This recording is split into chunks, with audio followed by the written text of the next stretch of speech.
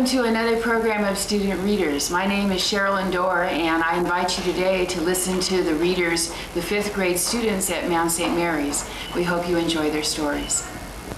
Hi, my name is Lisa Anderson, and I'm going to read The Adventures of King Midas by Lynn Reed Banks. Anytime King Midas wasn't busy or he was feeling a bit down, that gnawing hunger would come back to him, and he would just have to go away by himself and wish and wish and wish and wish for gold. One day when he was feeling like this and walking through the garden, the king was startled to see a little man, really little, about 2 feet tall, with a long white beard and a black cloak, pop out from behind a bush in front of him. Midas blinked. "Good morning," he said politely. "It isn't good and it isn't morning," snapped the little old man. "It's the middle of the afternoon, as you'd know if you were thinking about it." "So it is," said the king. "My mind was on something else, obviously." The king's white mustache. Did I mention that he had a white mustache? Began to bristle. "Excuse me, but who are you, and how did you get into my garden?" he asked. "My name is Naomi," replied the strange little figure. "I got in by wishing to be in. And speaking of wishes, I see that you have a very powerful one." Startled, the king said, "What do you mean?" "It's written all over you," replied the strange little man, his bright eyes twinkling under his bushy eyebrows. The king looked down at himself, and to his amazement, the one word "gold" was written in large letters all over his clothes. "Are you a magician?" he asked in awe. "Yes, indeed," said Naomi. "A very good one, too." "Can you make a rabbit come out of a hat?" asked the king rather childishly. He had once seen this done and could never figure out the trick of it. "Pooh," said Naomi. "I could make an elephant come out of a thimble if I wanted to." "Don't you want to?" said the king quickly. "What else can you do?" "Lots of things," replied the little man. Like what, for instance?" If you want to know how the story ends, you could check it out at your local library. Thank you for listening to me read.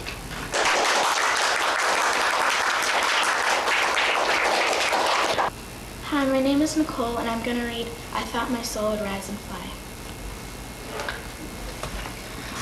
I'm so frightened, my heart is dancing a reel in my chest. I've never written in a book before. If Mistress Davis catch me, she'll whip me and take you away, little book. She'll also take the pen and ink and say that I stole them, but I have not. Her own niece, Annie, gave you to me this morning as a joke. Annie and her brother Charles enjoy making fun of me. And it was Annie who taught me how to read as a joke as well, until Mistress made her stop. "We are only playing school, Aunt," Annie would say. "Patsy isn't learning anything. She's the dunce, Charles is the smart pupil, and I'm the teacher. That's not a proper game. Suppose one of our visitors sees you and misunderstands. It's illegal to teach slaves how to read and write. It spoils them." But it was too late, for I had already learned how. Whenever newspapers was thrown away for burning, I would take a page and hide it under my pallet, so that when I was alone, I could practice reading words. And whenever I was by the creek or in the kitchen garden, I would get a small stick that I used as a pen and practice writing letters in the dirt. I never let anyone know. Annie was a willful child, so we never stopped playing the game, and the more I played the dunce, the more I learned. I've been tending to Annie and Charles from their time Master's brother brought them to Davis Hall to live after their mother died. They were babies, and I was but a little tot myself, maybe about 3 or 4 years old. I had to help one of the women, who was too old to work in the fields, take care of them. Serving Annie and Charles has been my task ever since. This morning when Annie gave you to me, little book, she said, now that the war has ended, we are leaving South Carolina, Patsy. Charles and I can't carry all of our belongings, so we are giving you this diary, ink, and a pen. You must write all of your beautiful thoughts in this book while we are gone." Annie and Charles laughed until tears ran down their cheeks. "Imagine a dunce having beautiful thoughts," Charles said. I know what a dunce is, but I stared at them as if I didn't understand what they were saying, when Charles stuck his book in my face. "Patsy," he said, "don't forget to put a date each time you write your beautiful thoughts. Today is Friday, April 21st, 1865. You must tell what happens in your life." If you want to know how this book ends, please check it out at your local library. Thank you for listening to me read.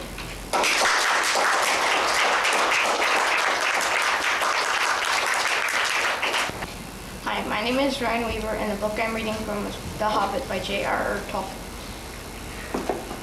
The chapter I'm on is called Queer Lodgings. The next morning, Bilbo woke up with the early sun in his eyes.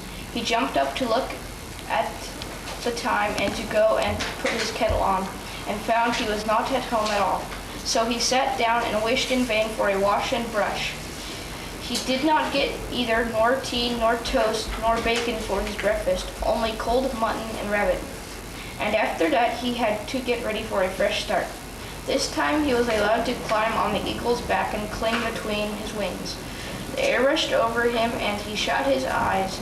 The dwarfs were crying farewells and promising to repay the Lord of the Eagles if ever they could. As off rose 15 great birds from the mountain's side, the sun was still close to the eastern edge of things. The morning was cool, and the mists were in the valleys and hollows, and twined here and there, about the peaks and pinnacles of the hills. Bilbo opened an eye to peep and saw that the birds were already high up and the world was far away, and the mountains were falling back behind them into the distance. He shut his eyes again and held on tighter. "Don't pinch," said the Lord of the Eagles. "You need not be frightened like a rabbit, even if you look rather like one. It is a fair morning with little wind. What is finer than flying?" Bilbo would have liked to say a warm bath and late breakfast on the lawn afterwards, but he thought it better to say nothing at all and to let go his clutch just a tiny bit. After a good while, the eagles must have seen the point where they were making for, even from their great height, for they began to go down and circling around in great spirals. They did this for a long while, and at last the hobbit opened his eyes again. The earth was much nearer, and below them were the trees that looked like oaks and elms, the wild grasslands and a river running through it all. But cropping out of the ground, right in the path of the stream, which looped itself about it, was a great rock, almost a hill of stone like the last outpost of the distant mountains, or a huge piece cast miles into the plain by some giant among giants. Thank you for listening to me read this book. If you want to know how the book ends, check it out at your local library.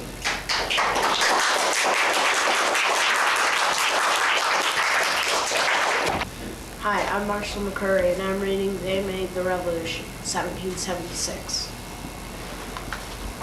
The founding fathers and mothers of our country were not, as history text often makes them seem, stuffy cardboard figures of unbelievable virtue and nobility.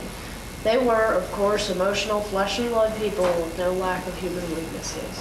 But they were caught up in the excitement of turbulent times that led many of them to risk their necks in a desperate determination to resist tyranny. This book tells what the leading Americans in the resistance movement were really like, as deduced from their letters, diaries, and reminiscences, up to the moment they openly declared revolution. They gambled that they could persuade Americans to stick together and fight hard enough and long enough to force the mightiest nation in the world of 1776 to let them secede from the British Empire. The chances of winning that gamble they knew were slim. If it was more likely that the British would hang them as traitors, devastate the colonies, and leave their children weeping in the ruins. What do we mean by the revolution? Asked John Adams, reflecting as an old man of 80.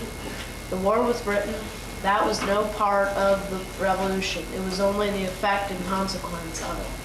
The revolution was in the minds and hearts of the people, and this was effected from 1760 to 1775, in the course of 15 years before a drop of blood was shed at Lexington.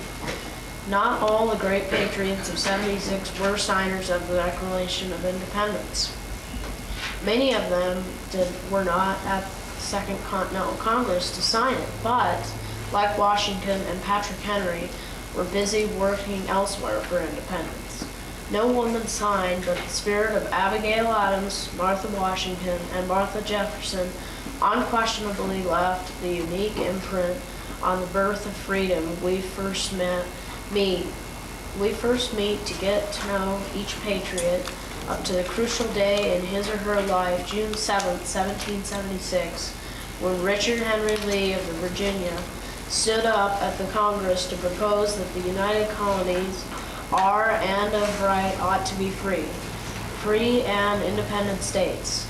We then reach those at the Congress fighting bitterly over independence for 27 feverish days that followed. Final chapters tell the signers of the Declaration of Independence and what happened to them afterwards. Hear then the hearts and minds of those bold men and women of 1776 who didn't hang because they won their desperate gamble to be free.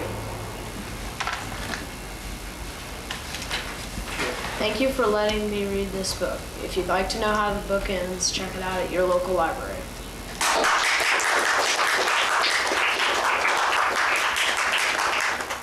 Hi, my name is Courtney Parker, and I'm here to read Misty of Chincoteague. Feeling much happier, Paul and Maureen joined the throngs, hurrying to see Black Comet. Black Comet was a 5-year-old colt. For 3 of those years, he had been brought over to from Pocomoke on the mainland to race for pony penning crowds on the eve of the sale, and for 3 years, he had won twice. He led by several lengths, and once he won. Led by only a nose, but he always won. This night was no different. Black Comet pranced to the starting line, sure of himself. His jockey, too, was sure. They both seemed bored with excited antics. The two other entries. One was a flashy black and white pony named Patches. He danced on his hind feet, bolted past the starting line, and had to be brought back again and again. The other entry was Lucy Lee, a nervous little mare. Black Comet threw his head and let out a high horse laugh at them as if to say, "You're wasting your time." And they were. The race belonged to Black Comet from the start. He broke out in front and stayed there. Maureen beat her fists on the fence rail. "Come on, Patches! Come on, Lucy Lee! Don't let Black Comet win every time!" "Next year the Phantom will be in there," Paul kept saying. "Next year, the Phantom."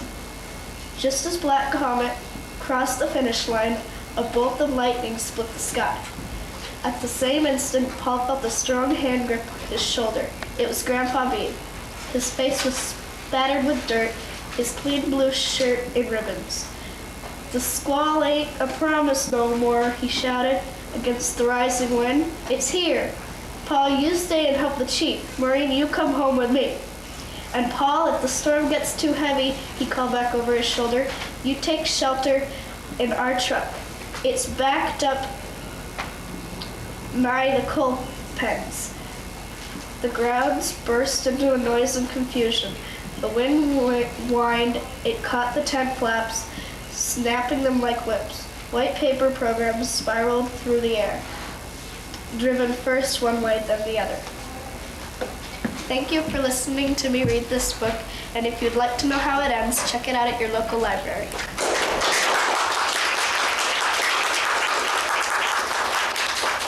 Hi, I'm reading from the book Shiloh. Hi, my name's Michael and I'm reading from the book Shiloh. Chapter 4.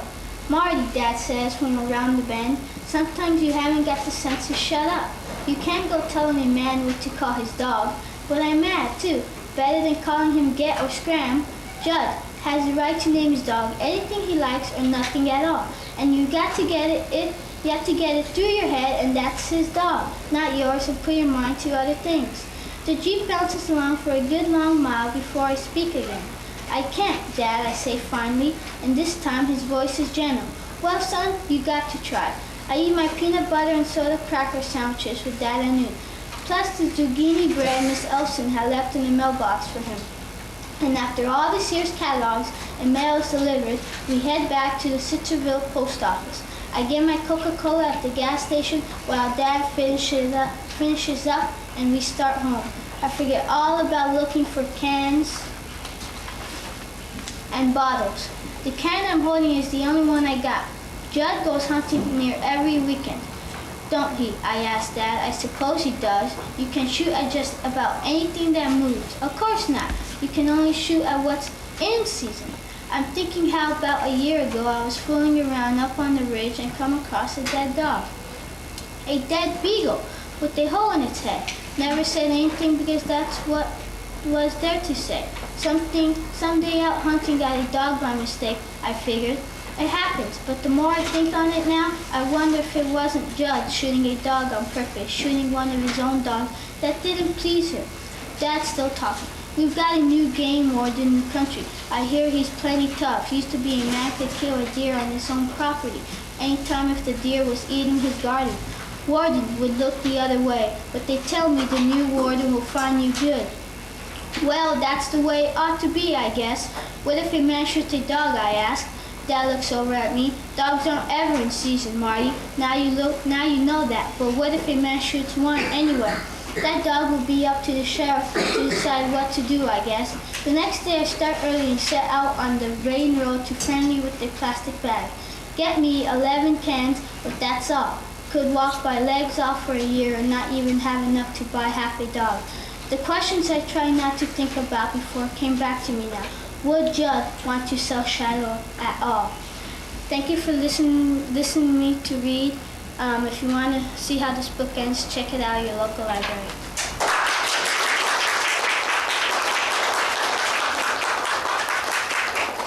Hi, my name is TJ Carlson, and I'm reading from the book, The True Story of the Three Little Pigs. Everybody knows the story of the Three Little Pigs, or at least they think they do. But I'll let you in on a little secret. Nobody knows the real story, because nobody has ever heard my side of the story. I'm the wolf, Alexander T. Wolf. You can call me Al. I don't know how this whole big bad wolf thing got started, but it's all wrong. Maybe it's because of our diet. Hey, it's not my fault wolves eat cute little animals like bunnies and sheep and pigs. That's just the way we are. If cheeseburgers were cute, folks would probably think you were big and bad too. But like I was saying, the whole big bad wolf thing is all wrong. The real story is about a sneeze and a cup of sugar. This is the real story. Way back in Once Upon a Time, I was making a birthday cake for my dear old granny. I had a terrible sneezing cold. I ran out of sugar. So I walked down the street to ask my neighbor for a cup of sugar. Now this neighbor was a pig, and he wasn't too bright either. He had built his house out of straw. Can you believe it? I mean, who in his right mind would build a house out of straw? So of course, the minute I knocked on the door, it fell right in. I didn't want to just walk into someone else's house, so I called, little pig, are you in? No answer. I was just about to go home without the cup of sugar for my dear old granny's birthday cake. That's when my nose started to itch. I felt a sneeze coming on. Well, I huffed, and I snuffed, and I sneezed a great sneeze. And you know what? That whole darn straw house fell down. And right in the middle of the pile of straw was the first little pig, dead as a doornail. He had been home the whole time. It seemed like a shame to leave a perfectly good ham dinner lying there in the straw, so I ate it up. Think of it as a big cheeseburger just lying there. I was feeling a little better, but I still didn't have my cup of sugar. So I went to the next neighbor's house. The neighbor was the first little pig's brother. He was a little smarter, but not much. He had built his house of sticks. I rang the bell on the stick house. Nobody answered. I called, Mr. Pig, are you in? He yelled back, go away, wolf, you can't come in. I'm shaving the hairs on my chinny chin chin. I had just grabbed the doorknob when I felt another sneeze coming on. I huffed, and I snuffed, and I tried to cover my mouth, but I sneezed a great sneeze. And you're not going to believe it, but this guy's house fell down just like his brother's. When the dust cleared, there was a second little pig, dead as a doornail, Wolf's honor. Thank you for listening to me read. If you'd like to know how this book ends, you can check it out at your local library.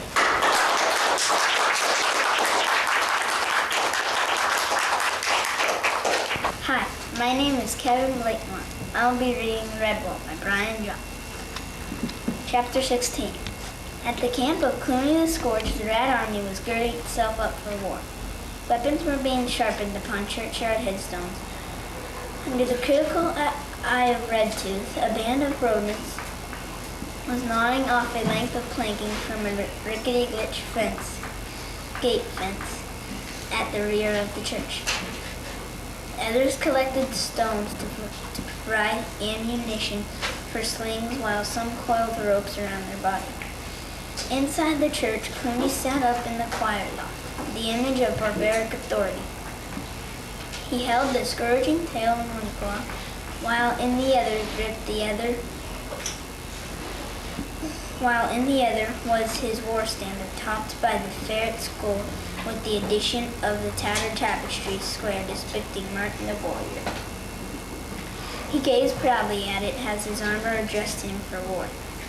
At Clooney's feet were the Vole family. They were bound. He flicked his tail at them and sneered. "Ah, look at me, you spineless little creatures. Did you ever see such a leader of fighting animals as Clooney the Scourge? Soon I will have every creature that moves down on its bended knees to me." Mr. Abraham Vole glared defiantly at his captor. "You filthy great big rat, I'll—" "Silence!" roared Clooney.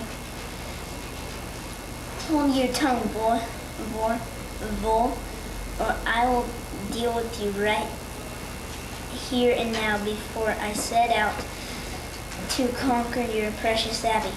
Do you see my new battle flag? That is Martin the warrior. Yes, the same one who is supposed to protect the doddering old abbot and his witless mob of mice. Now Martin is mine. It is more fitting that he travels at the head of the real warriors.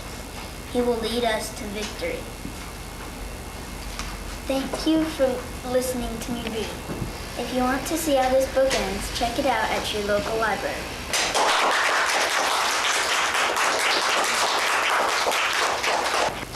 Hi, my name is Mackenzie Deneen, and I'm going to be reading The Elves and the Shoemaker from Grimm's Fairy Tales.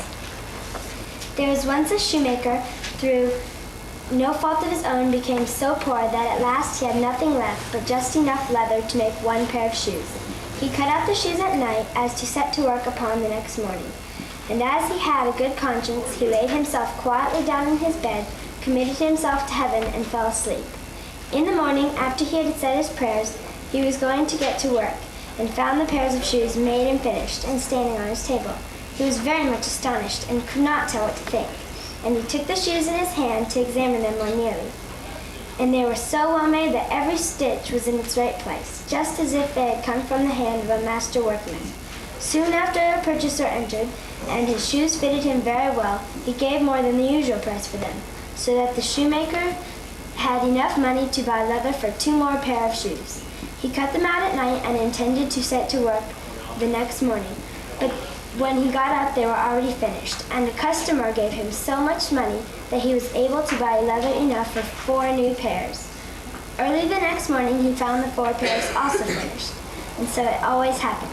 Whatever he cut out in the evening was worked up by the morning, so that when he soon was making a good living, and in the end became very well to do. One night, when the shoemaker had finished cutting out, and before he went to bed, he said to his wife, "How would it be if we were to sit up tonight and see who does us this great service?" His wife agreed and set a light to burn. They both hid in the corner of the room behind some coats, and began to watch. As soon as it was midnight, they saw come in 2 neatly formed naked little men, who seated themselves before the shoemaker's table and took up the work that was already prepared, and began to stitch, to pierce, and to hammer so cleverly and quickly with their little fingers that the shoemaker's eyes could scarcely follow them. He was so full of wonder. And they never left until everything was finished and standing on the table, and then they jumped up and ran off. The next morning the shoemaker's wife said, "Those little men have made us rich, and we ought to show ourselves gratefulness. With all their running about and having nothing to wear, they must be very cold. I'll tell you what, I will make them shirts, coats, waistcoats, and breeches for them, and each of them a pair of stockings, and you shall make each of them a pair of shoes." The husband consented, and at night they laid the gifts together on the table and placed them so that they could observe how the little men would behave. When midnight came, they rushed in and found, instead of pieces prepared of leather, the neat little garments. They stood in a moment in surprise, and then they testified the greatest delight. With the greatest swiftness, they took up the pretty garments and slipped into them, singing, "What spruce and dandy boys are we, the cobblers will we ever be." They hopped all over the chairs and tables, and at last right out the door. From that time on, they were never seen again. but whatever the shoemaker took in his hand prospered. Thank you for letting me read, and if you'd like to read more Grimm's fairy tales, you may check out the book at your local library.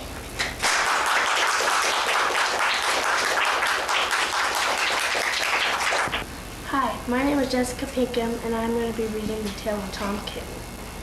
Once upon a time, there were 3 little kittens, and their names were Mittens, Tom Kitten, and Moppet. They had dear little fur coats of their own, and they tumbled about on the doorstep and played in the dust. But one day their mother, Mrs. Tabitha Twitchit, expected friends to tea, so she fetched the kittens indoors to wash and dress them before the fine company arrived. First she scrubbed their faces. This one was Moppet. Then she brushed their fur. This one was Mittens. Then she combed their tails and whiskers. This is Tom Kitten. Tom was very naughty and he scratched.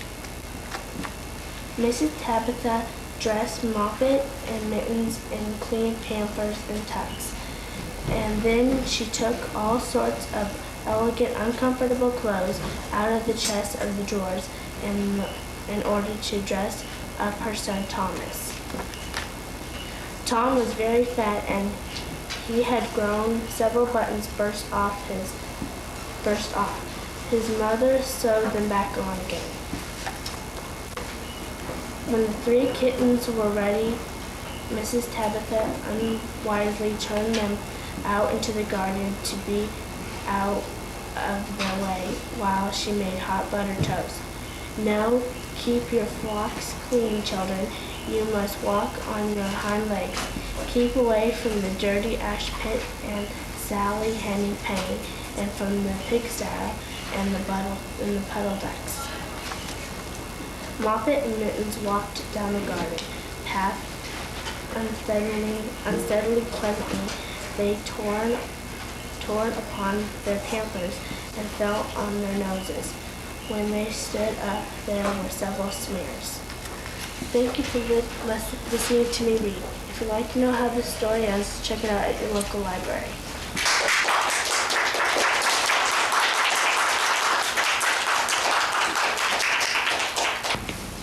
Hi, my name is Gretchen Stevens. I am reading the tale of Jemima Puddle Duck. What a funny sight it is to see a brood of ducklings with a hen. Listen to the story of Jemima Puddle Duck, who was annoyed because the farmer's wife would not let her hatch her own eggs. Her sister-in-law, Miss Rebecca Puddle Duck, was perfectly willing to leave the hatching to someone else. I have not the patience to sit on the nest for 28 days. And no more have you, Jemima. You would let them go cold. You know you would. I wish to hatch them by myself, quacked Jemima Puddle Duck. She tried to hide her eggs, but they were always found and carried off. Jemima Puddle Duck became quite desperate. She determined to make a nest right away from the farm. She set up on a fine spring afternoon along the cart road that leads over the hill. She was wearing a shawl and a poke bonnet. When she reached the top of the hill, she saw a wood in the distance. She thought it looked as a safe, quiet spot. Jemima Puddle Duck was not much in the habit of flying. She ran downhill a few yards, flapping her shawl, and then she jumped off into the air. She flew beautifully, and when she had got a good start, she skimmed along over the treetops until she saw an open place in the middle of the wood where the trees and brushwood had been cleared. Jemima alighted rather heavily and began to waddle about in search of a convenient dry nesting place. She rather faced a tree stump amongst some tall foxgloves. But seated upon the stump, she was startled to find an elegantly dressed gentleman reading a newspaper. He had black prick ears, and sandy-colored whiskers. Quack, said Jemima Puddle Duck, with her head and her bonnet on one side. Quack. The gentleman raised his eyes above his newspaper and looked curiously at Jemima. Madam, have you lost your way? Said he. He had a long bushy tail which he was sitting upon as the stump of somewhat damp. Thank you for listening to me read. If you want to find out how this book ends, check it out at your local library.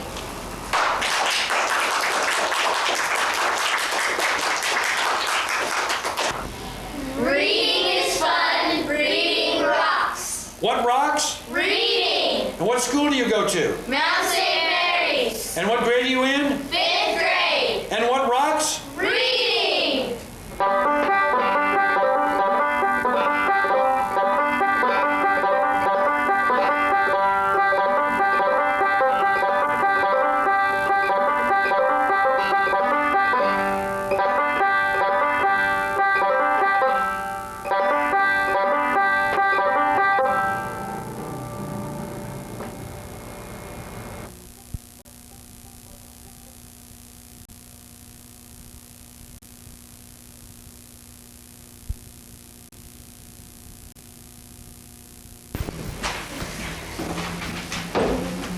Be ready in about a minute.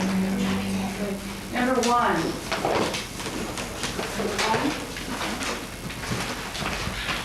Get yourself kind of settled in here. Jerry, get comfortable. What did you do? You were game first. Oh, you do? Yeah. Oh, all right. Okay. You did brilliantly last time. What did I say? I don't think you can improve on it, but if you do it What did I again. say? Oh, I don't know. You were friendly and charming and Oh, well. all that stuff. Okay.